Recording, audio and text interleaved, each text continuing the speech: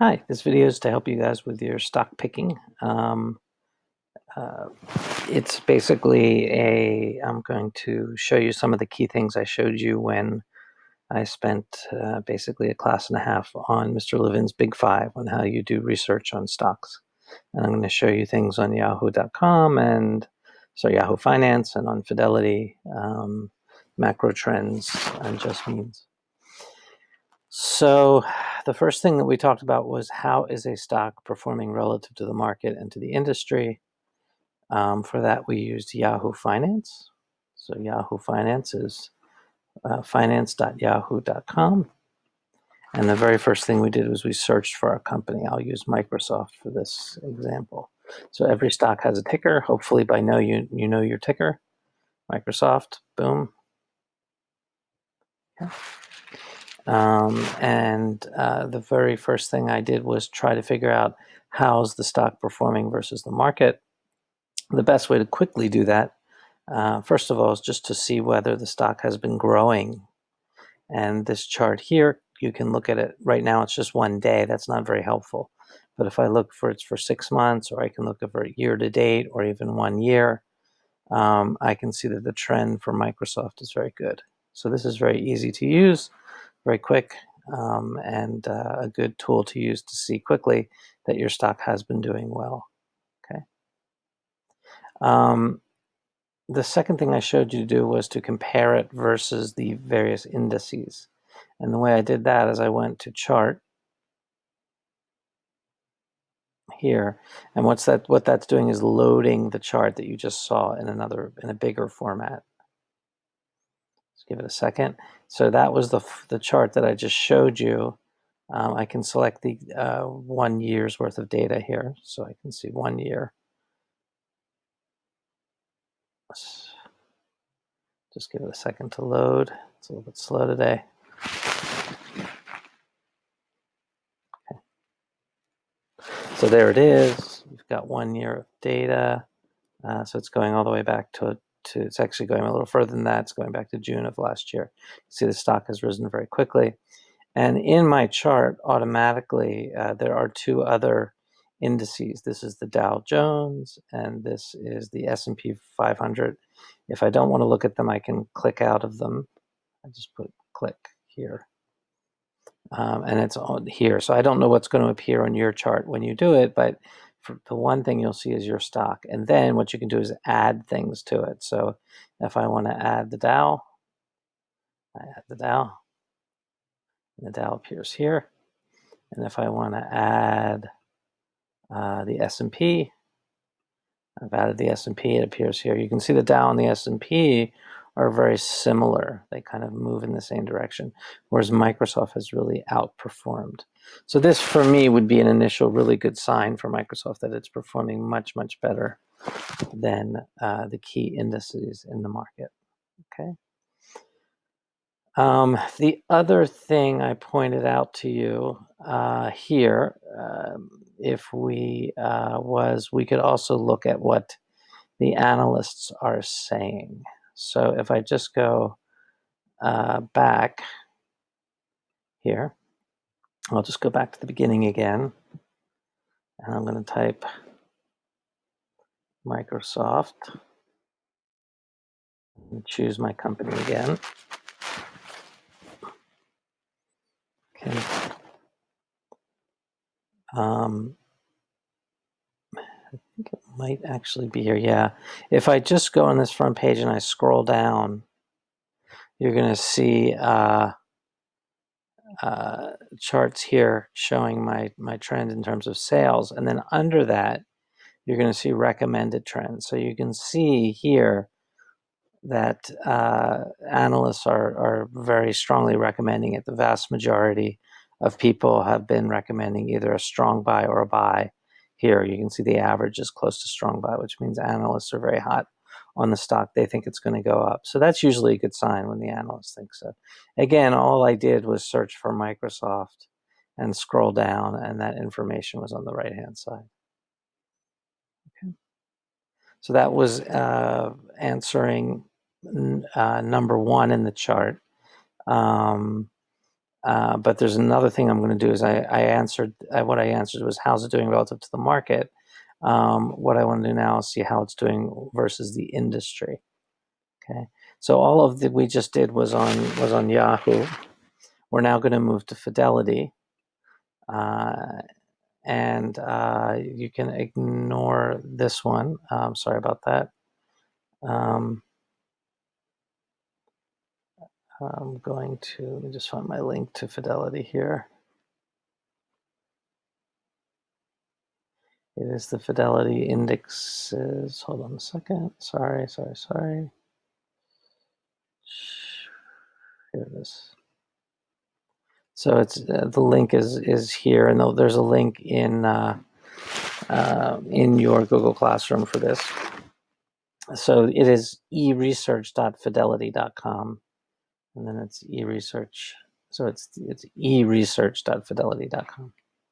And this is the one I showed you that has all the various sectors. So you remember there's 16 or 11, sectors.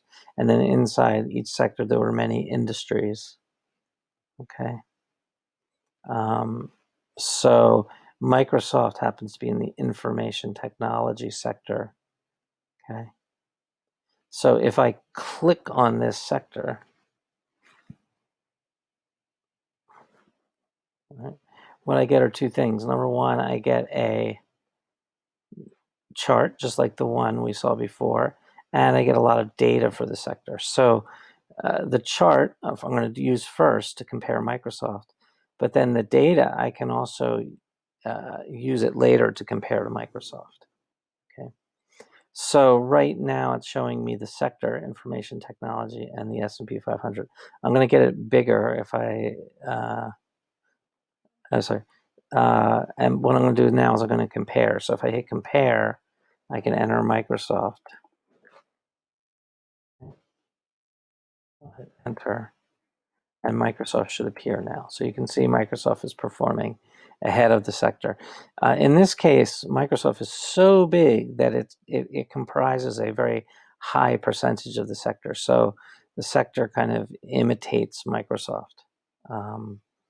But in this particular case, I can see the sector is doing better than the market because I used the S&P 500 as the market. The sector is doing better, and then Microsoft's doing better than the sector. So Microsoft's clearly performing very well. Okay, so that was the section on comparing to the market and then also comparing to the industry. Okay, going back, we also looked at PE ratios. Remember, I told you that a PE ratio is a great way to tell whether a stock is a good buy right now, whether it's cheap or not. So the stock price itself is usually not a good indicator, but the PE ratio would be. So let me just go to this slide. So in this example, I explained to you that although J&J, the stock price is higher than Novartis, the PE ratio is lower. So J&J might be a better buy than Novartis. So your PE ratio is in Yahoo. Scroll up to my Microsoft page, and you can see the P ratio here is 37.6. Okay. And if I go back to the sector, which is what we were looking at before, the P ratio for the sector is higher actually than Microsoft is. So it kind of shows that even though Microsoft is outperforming, its stock is still slightly lower than the sector. So that means Microsoft is still a pretty good buy for me. Right? So that was the P ratio. The next thing that we looked at after that was, does the company have a plan? Are they pursuing activities that you feel will add up to a bright future? And this one, there is no really specific thing that I was able to show you. Generally speaking, for this one, you're going to have to go to the website. This happens to be the Apple website, and you usually have to go Apple. You have to put in investor relations. You want to go to the investor relations part, and in the investor relations, they're going to give you, of course, their results, but they also usually have a newsroom They tell you the kinds of products that they're launching. So this is a good way to check up um, uh, on uh, on new products that are available that have come out, um, and that can help you to sort of figure out whether you think it's a good buy or not. You can also look on the various news sites for this. So on Yahoo, well, here's my Microsoft right now. So if I want news on Microsoft, I just scroll down, and they talk about different reasons why Microsoft uh, might have some news. Right? Factors you must note ahead of Microsoft quarter one earnings. So Microsoft's going to be announcing their earnings soon, which is important, and I want to see what kind of things are coming out. So I would go here to look for that. All right. So that's that. And then next one is, does a company have a good reputation in the market? For this, we used justmeans.com, justmeans.com. And if I put in the name Microsoft, and I just searched it, it gives me all kinds of interesting news about corporate social responsibility and sustainability. So this is sort of the good things that Microsoft is doing for the environment, for communities, etc. And I can get some news and information about what they're up to. Then I asked you about whether they're growing sales and whether they're growing earnings. Sales, of course, is what they sell. Earnings is the profit that they make. Okay, so these are two very important measures. I used another site to do this. It's called Macro Trends. Okay. Called it Macro Trends, and if you simply go to the front of the Macro Trends site, it looks like this: macrotrends.net. And then if I hit stock research, right, I can put in any stock I want. So I'm going to put in Microsoft, and you'll see it already has many suggestions. And the top one's revenue. So if I put in Microsoft revenue, I can see very quickly that Microsoft has been consistently growing revenue every single quarter. This is based on a 12-month moving average. This one is quarter by quarter. And then this one is growth. So I can see that every single quarter, Microsoft continues to grow its sales. This is a very, very good sign, particularly in the face of COVID, where many companies saw declines, but Microsoft continues to grow every single quarter. So Microsoft is doing exceptionally well in terms of sales. And while we're here, I'm going to search for margins. So once again, Microsoft, and if I just put in the word margins, I will go down to profit margins. And what it's going to do for me is give me another series of charts that show me that since 2016, their margins have been gradually increasing. In other words, their profitability has been gradually increasing. There's many different kinds of margin. There's net, there's operating, there's gross, but they all pretty much go in the same direction here. So I think if you see a trend like this is usually a very good trend, and it means the company is quite profitable. Okay, the company is doing well. All right. Also on Yahoo, once again, if we look on that very first page and scroll down on the right, you can see first of all the sales here is growing every single quarter. That's every single year, and I can look at it quarterly. This is quarterly. Sometimes they bounce up and down, but if you compare it to the year before, you can see the year before also went up and down. So that's a normal trend. But they are on a growing trend. But you can also see what they call the earnings estimate. So you can see that every quarter, Microsoft beats what analysts are predicting in terms of its profits. Okay, it keeps doing better than what analysts predict. And this is the prediction for the next quarter. So we'll see if they can beat it up here. That's going to be announced on October 27th. see that here. Okay.